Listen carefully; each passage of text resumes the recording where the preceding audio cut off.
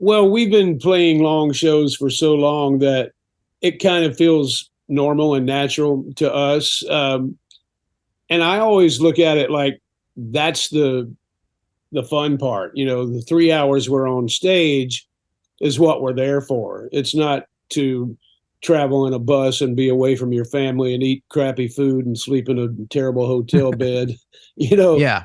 that's what we're getting paid for. But the fun part is to actually be on stage. Welcome back to a brand new episode of the Innersleeve Music Podcast, the podcast taking a behind-the-scenes look at all things music. I'm Cassius Morris, Joe Pacheco joining me on the line as always. What's happening, Joe? Doing great, man. Enjoying the dog days of summer, man. That's right. We're definitely at the final stretch. I feel like it's been a really good summer, though, for music, and I would say just in general for concerts and everything to do with the music business. It seems pretty encouraging. All I can say from here, like the local promoter, I just saw the title of the email, the subject. I didn't even go check it out yet. They said so far this summer over 500,000 people just for concerts on their shows and their events, not even like all the other events put together. But yeah, Montreal, man, I'm blessed. We're blessed here. It's definitely good to be back, and it's good to have you guys back for this brand new episode of the podcast. Today, joined by Warren Haynes, of course, the mastermind behind Gov't Mule, talking about everything that they have going on as of late. We have all the links down below in the description that you need to connect with Gov't Mule as well. So make sure to go say hello to those guys and tell them that you caught them right here on SoundMojo. Metal icons Pantera celebrated what would have been Dimebag Darrell's 57th birthday on stage at one of their recent concerts in Austin, Texas. Now, of course, the late Dimebag Darrell was unfortunately injured and his life was ended while he was on stage performing. So obviously something that's very close to not only the fans' hearts, Joe, but the band as well.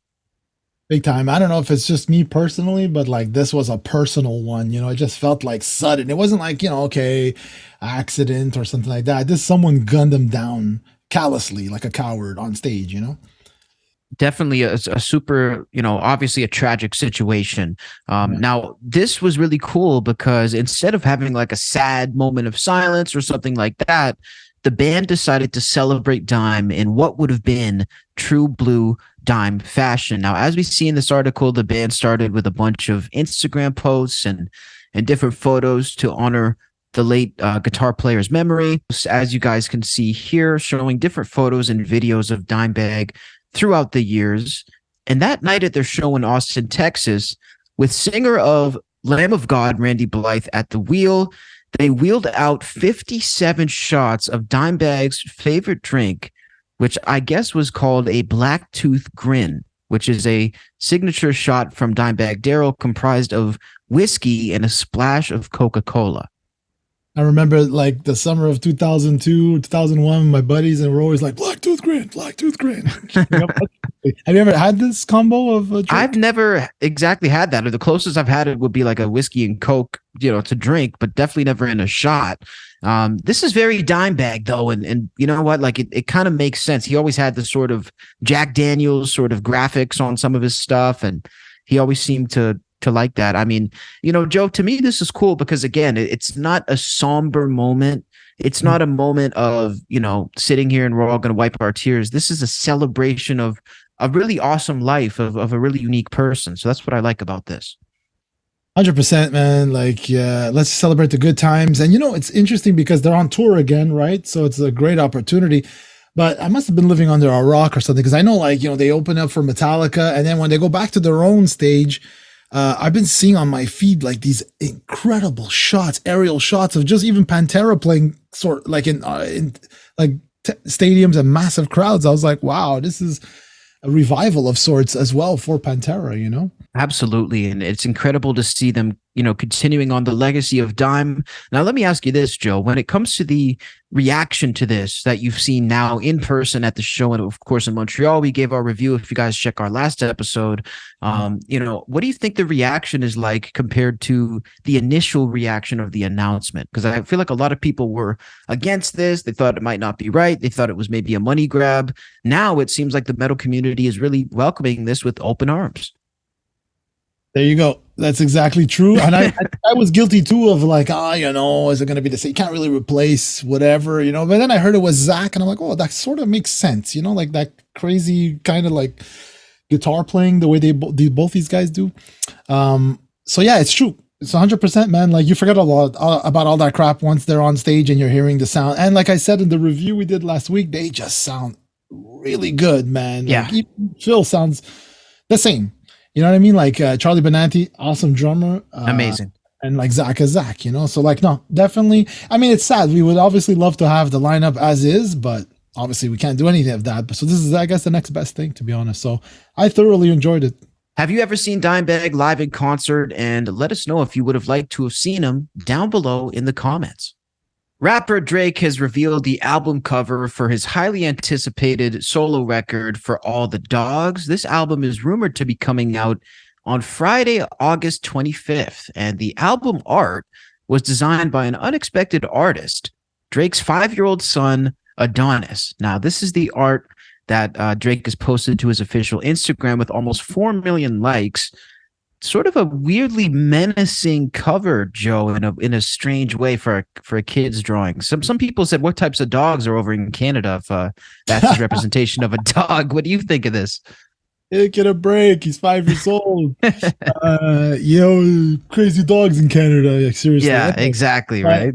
No, it looks cool, man. And look, being a father, I get it. Like, oh man, it's so cute, your work. But honestly, even my kids, I've seen a lot of the stuff they've done, and it's like, hey, I would use that for an album cover. Like, yeah, art is art, bro. It's like it's doesn't matter.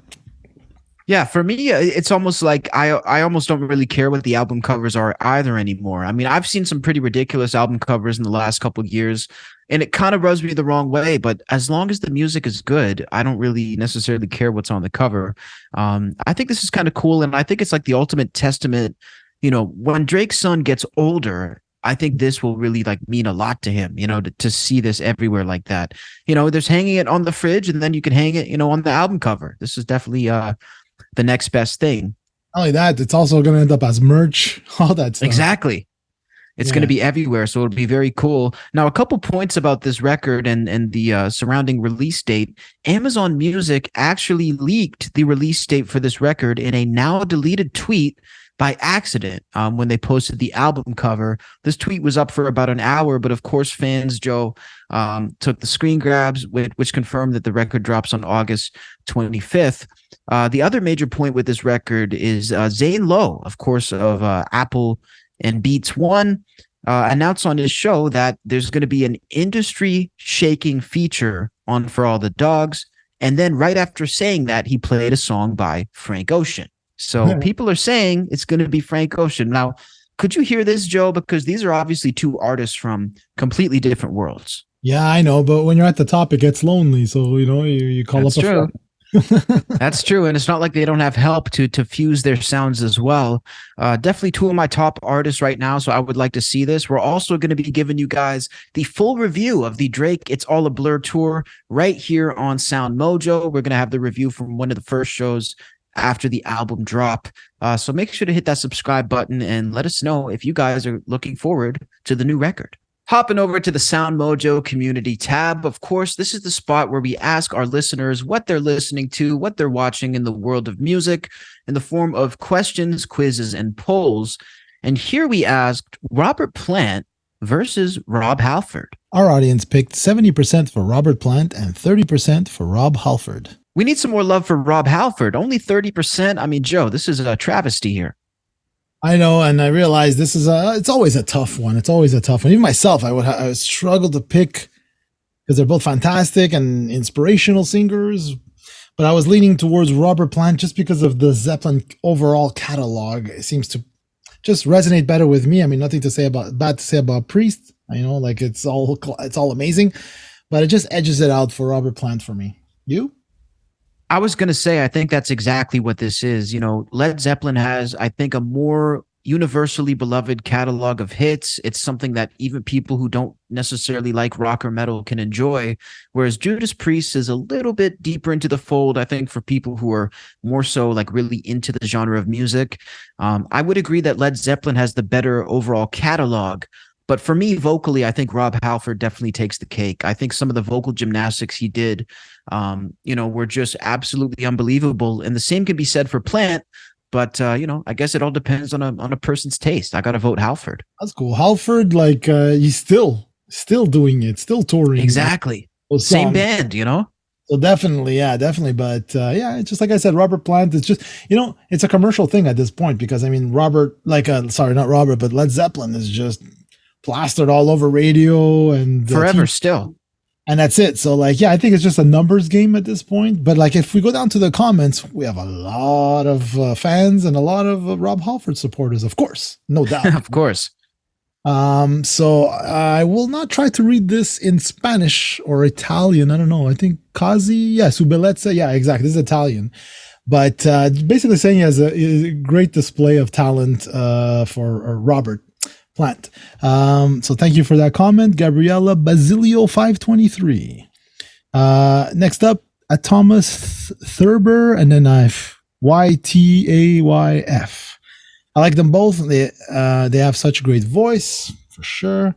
At VB2388, Halford has more range, but Plant's voice is better in my opinion. Tom Brooks 2923, Rob just resonates with me more. See, that's what I mean. There's no I hate this guy, I have to pick this guy. It's just how it makes you feel. Exactly. Let's see, M_D93, both are great, but I am more of a Priest listener. There you go. He's nice. I can relate. More into the fold, as you put it. Exactly. At Jug 1415, you are comparing two different kinds of music, although for most it might sound similar. Sorry. The aggressiveness in Halford's voice can't compare to the mellow in Plant's voice. Agreed. Yeah, completely agree. I think it's a lot more aggression in Halford. Yeah, and the music. I mean, the heaviest Zeppelin, I think, would be something like what's that song now? Immigrant Song, or Kill Last Stand. I guess about as heavy as it's gonna get. A little bit of the physical graffiti stuff, they had their moments, Exactly. At Talica Man 1986, I like Halford, more especially his lyrics. See, there's that. Yeah, the lyrics are definitely impressive. I mean, and no disrespect to John Paul Jones because he was the main songwriter for Zeppelin, correct? But I think Halford is crazy. Yeah, but a lot of Zeppelin was inspired from Lord of the Rings and Tolkien and that kind of stuff. Some things, not all things. But what a classic line, squeeze my lemon till the juice runs down my leg. Come on. Right. That's hilarious. Whoever wrote that, Revolutionary. Yeah. RW French 66 Gen X. I like both. I think Plant has better poetry.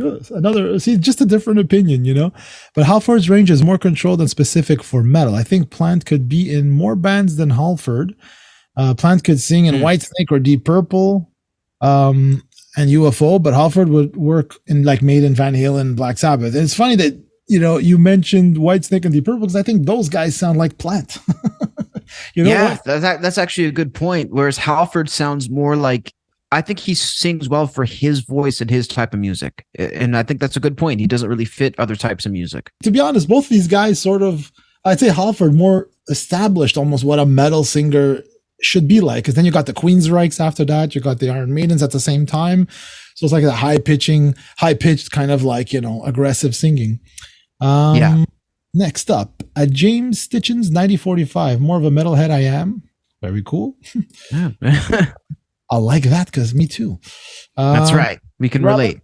More charisma, better singing voice. He can soothe you in a moment and be all in your face. Rob makes my ears feel like they are being assaulted. What a range, though. I'm with Plant. See, it's I love the fact that people just overall like both singers. I don't see any haters or anything, you can't knock either one. I mean, they've had such a career legacy. You can't knock them.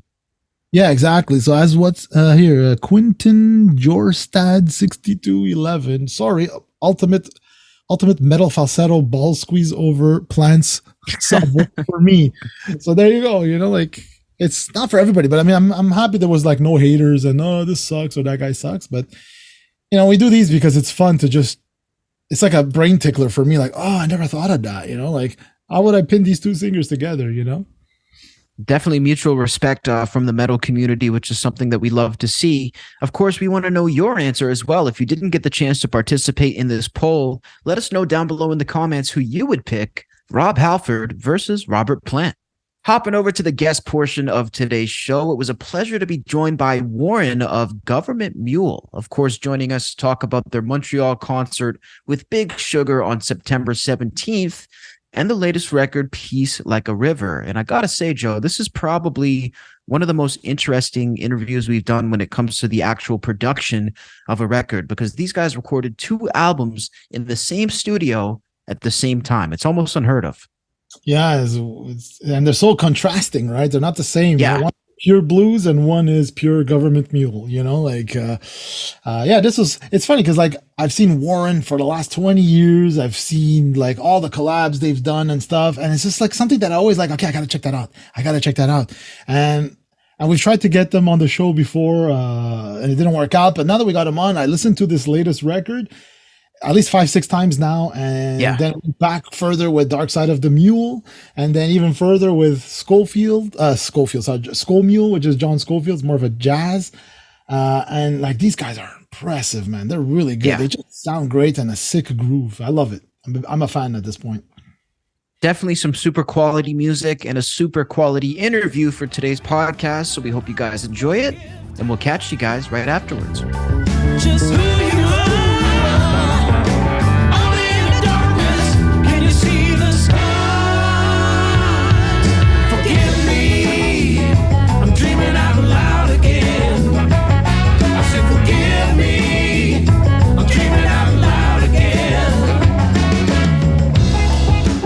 Awesome. How you doing? Thanks for taking the time today. Sure. Awesome. So talk to us about what's been going on. Obviously, lots of shows have been in progress. There's some shows coming up, some shows that have passed. What's it been like for Gov't Mule? Really good. We're psyched to be back to work full time, and it feels great. We've released 2 albums in the last little bit, and we're promoting both of them. And as you know, coming to Canada, and we're going to Europe later in the year, and just trying to get things back into the norm, What's it like promoting and releasing 2 albums so back to back together? It was a little different, especially recording them at the same time was bizarre, but in a good way. I wouldn't recommend it under normal circumstances, but during the whole lockdown situation, it was the perfect way for us to be creative at a time we couldn't travel or perform on stage.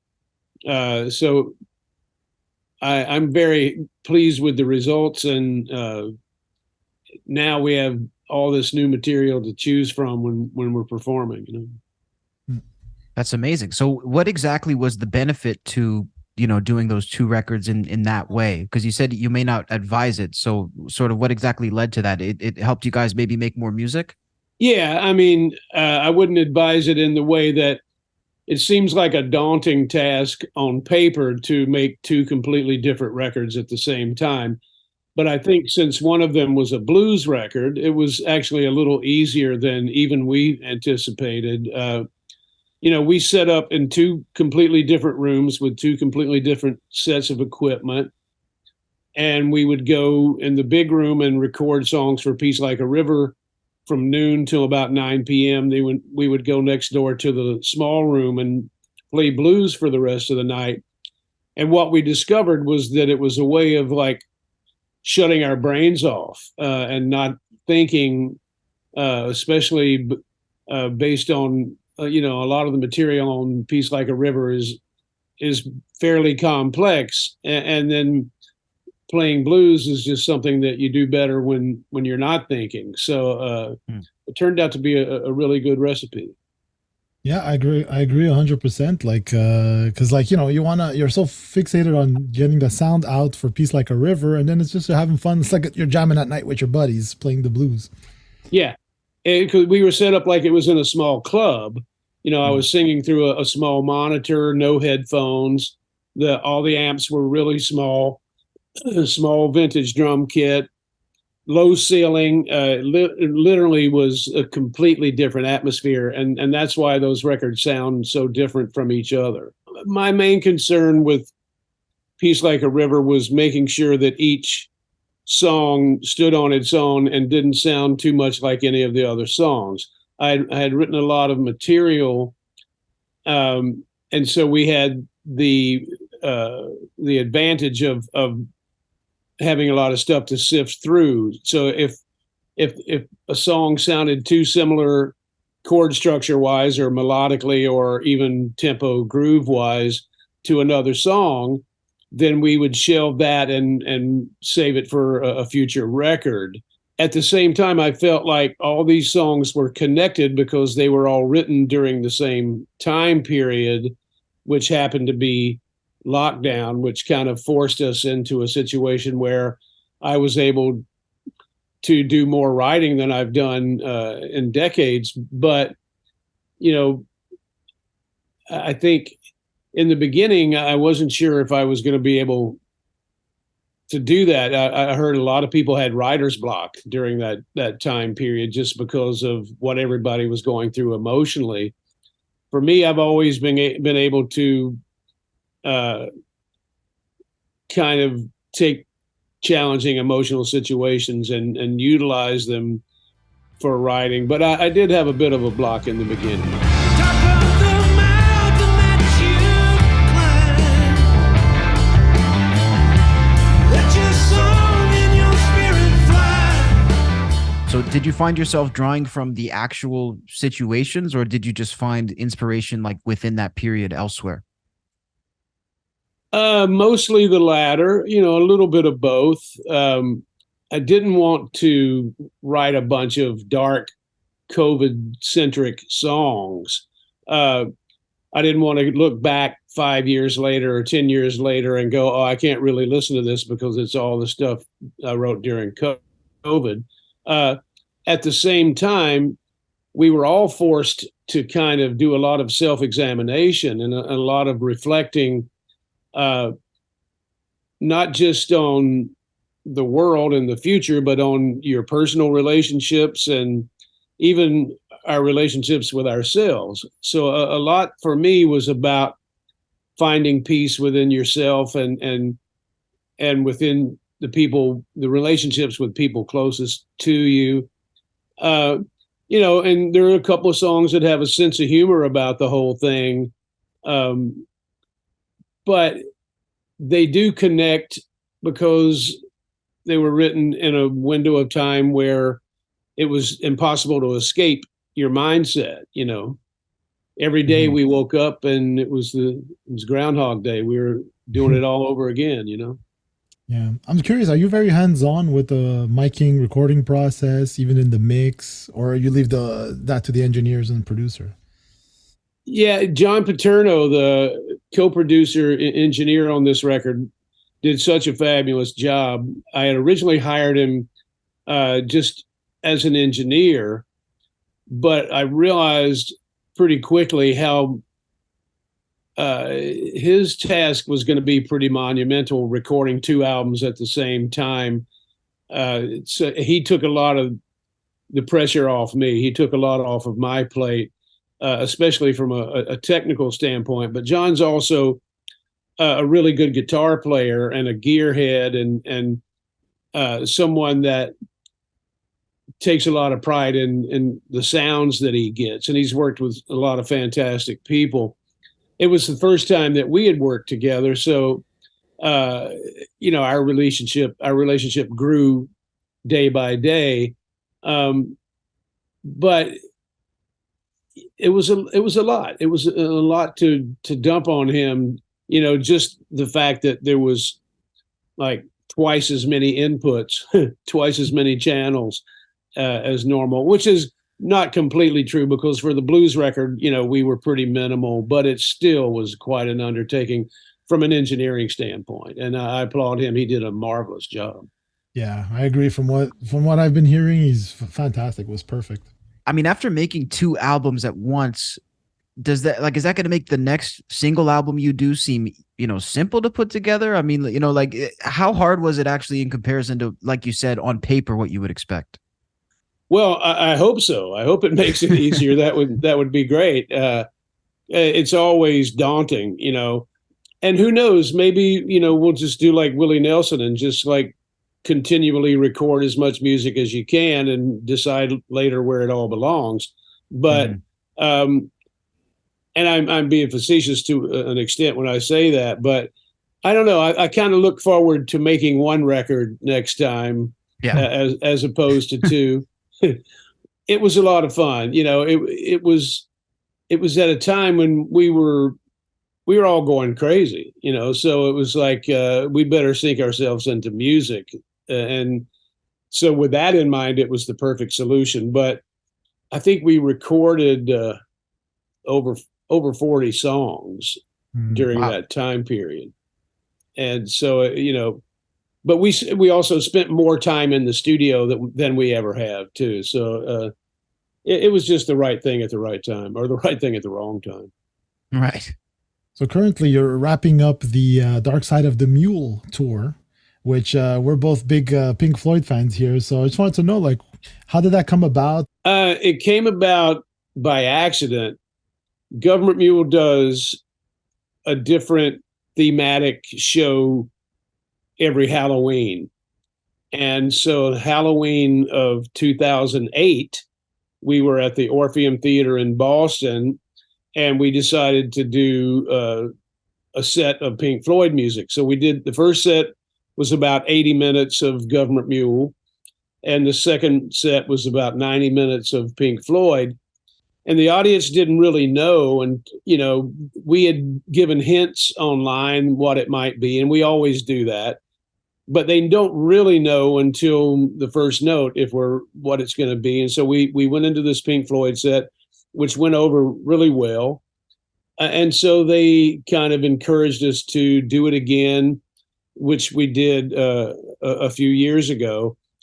And now, with this being the 50th anniversary of Dark Side of the Moon, we decided to do it one more time and then retire it.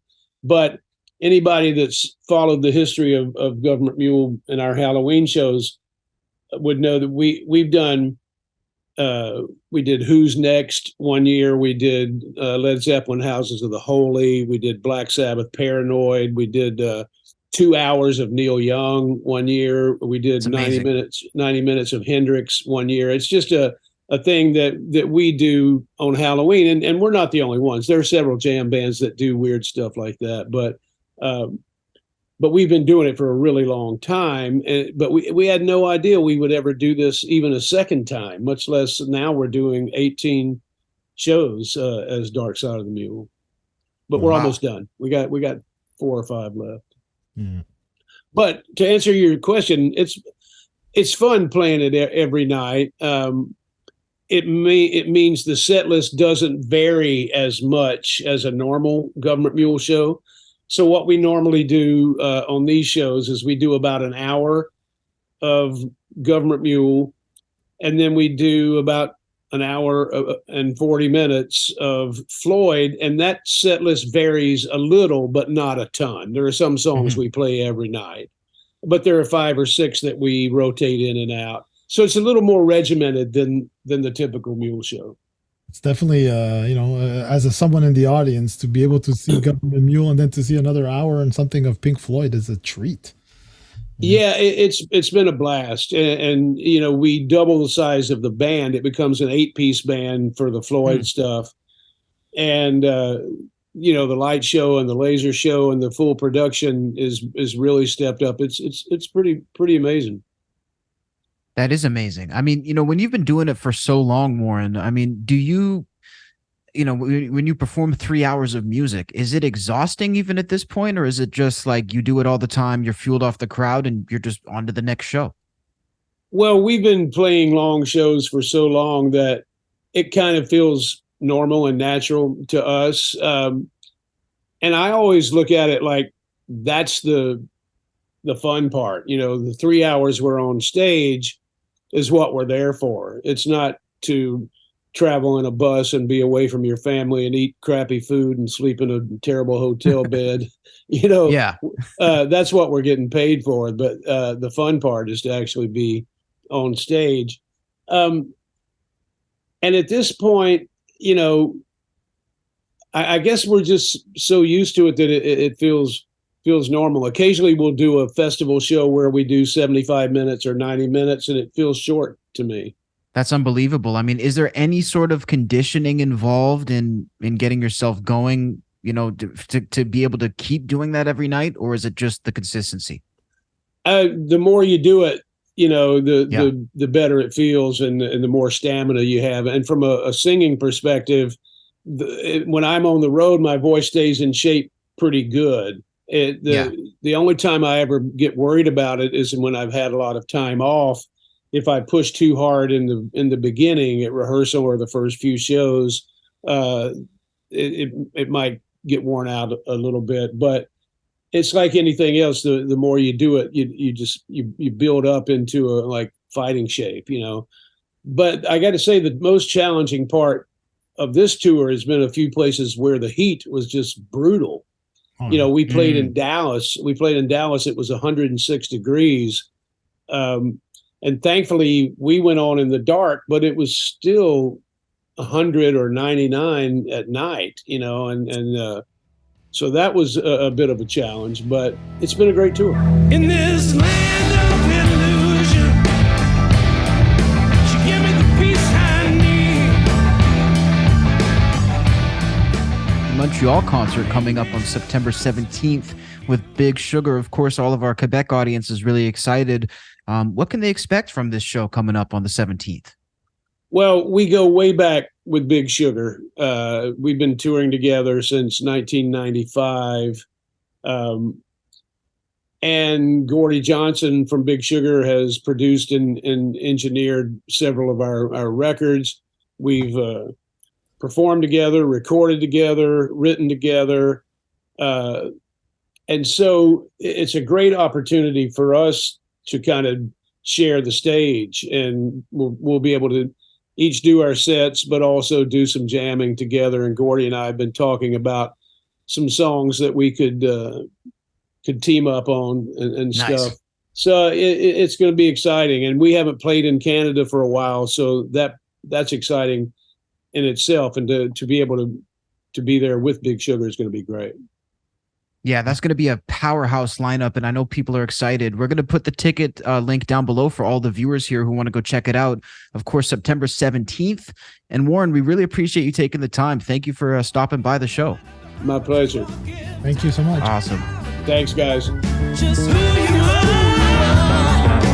Only in the darkness can you see the stars. Forgive me, I'm dreaming out loud again.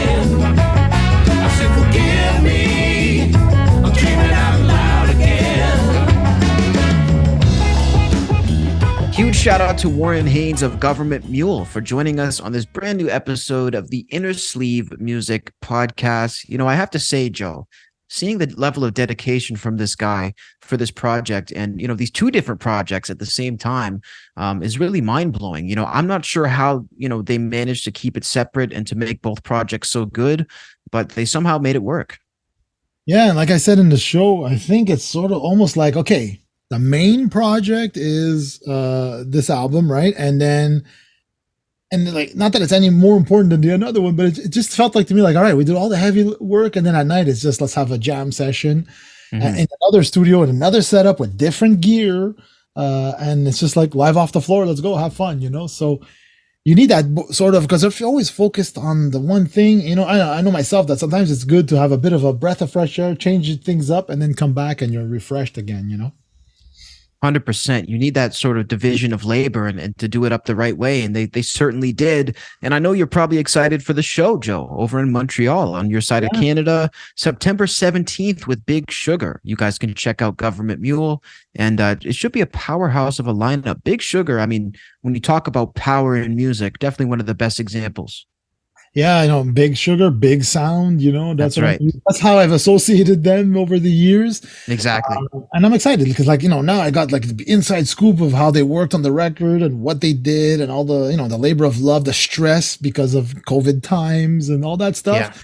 And now I'm excited to see it live, to see that the fruits, of the labor live and enjoy it.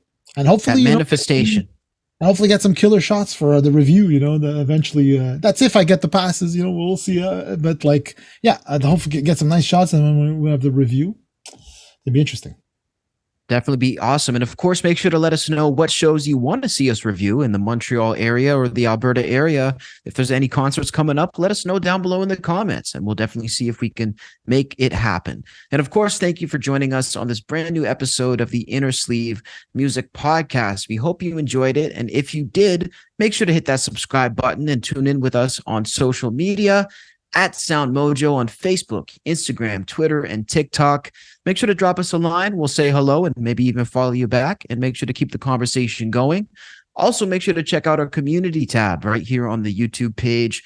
Questions, polls, and quizzes to see what you guys are watching and listening to.